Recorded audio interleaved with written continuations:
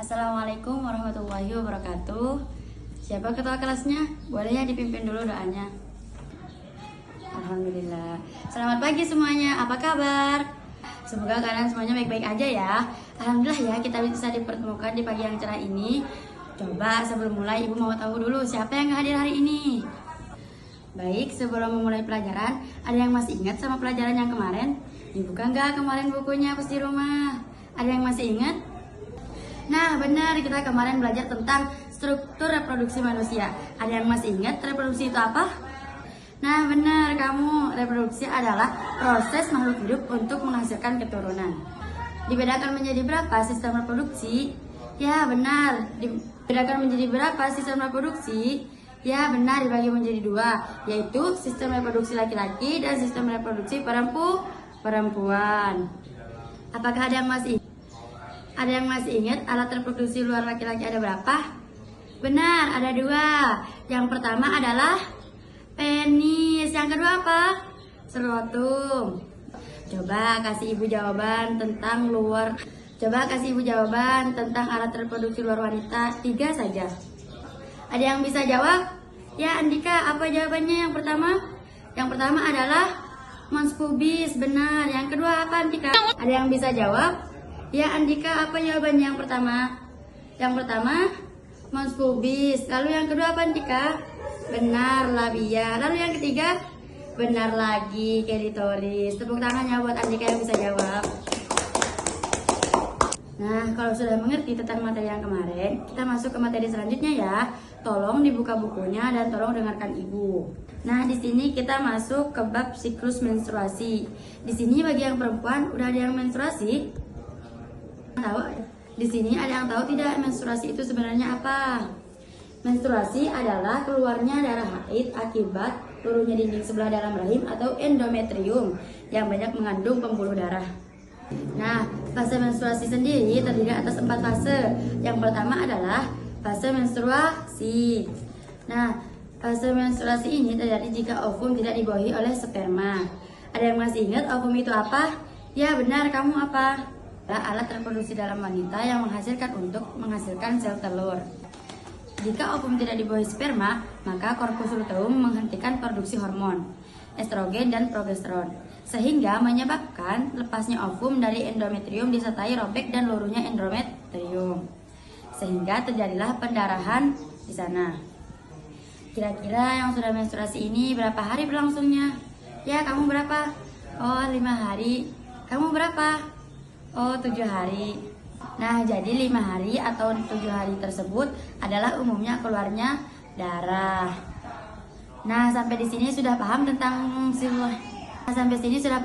fase menstruasi? Kalau belum paham bisa tanya ke ibu ya. Jika tidak ada yang bertanya, kita lanjut ya. Lalu yang kedua, ada fase praovulasi atau disebut dengan akhir siklus menstruasi, yang dimana pada fase ini meningkatkan kadar estrogen yang menyebabkan serviks mengeluarkan lendir yang bersifat basah. Nah, lendir inilah yang menetralkan suasana asam pada vagina sehingga mendukung kehidupan sperma. Lalu yang ketiga ada fase ovulasi, yaitu ketika peningkatan kadar LH atau luteinizing hormon merangsang pelepasan oosit sekunder dari folikel degrad atau folikel yang matang dan siap dibawahi oleh sperma. Nah, umumnya ovulasi terjadi pada hari ke-14. Lalu yang selanjutnya ada fase pasca ovulasi. Pasca folikel degrad atau folikel yang matang telah melepaskan oosit sekunder yang akan berkerut dan menjadi korpus luteum. Korpus luteum mengeluarkan hormon progesteron dan masih mengeluarkan hormon estrogen. Namun tidak sebanyak ketika berbentuk folikel. Progesteron mendukung kerja estrogen untuk mempertebal dan menumbuhkan pembuluh-pembuluh darah pada endometrium, merangsang sekresi lendir pada vagina, dan merangsang pertumbuhan kelenjar susu pada payudara. Keseluruhan fungsi tersebut berguna untuk mempersiapkan endometrium untuk implantasi zigot jika terjadi pembuahan atau kehamilan. Proses pasca ovulasi ini berlangsung dari hari ke-15 sampai hari ke-28. Namun, bila sekitar hari ke-26 tidak terjadi pembuahan, korpus luteum akan berubah menjadi korpus albikan yang hanya sedikit mengeluarkan hormon, sehingga kadar progesteron dan estrogen menjadi rendah. Keadaan ini menyebabkan terjadinya menstruasi. Nah, baik, dari materi yang Ibu sampaikan tadi, ada yang masih belum paham? Ada yang masih belum paham? Kalau belum paham, boleh bertanya pada Ibu ya. Baik, kalau tidak ada yang mau bertanya, berarti sudah mengerti semua. Coba Ibu kasih soal, tolong dikerjakan lalu dikumpulkan sekarang ya. Baik, sudah Ibu koreksi semuanya. Ada yang tahu siapa nilai tertingginya? Tidak. Selamat ya buat Romi. Romi mendapatkan nilai 100. Dikasih tepuk tangan buat Romi. Sudah waktunya pulang. Ibu bertanya sekali lagi, boleh ya? Apa itu siklus menstruasi? Terdiri atas berapa fase? Apa saja?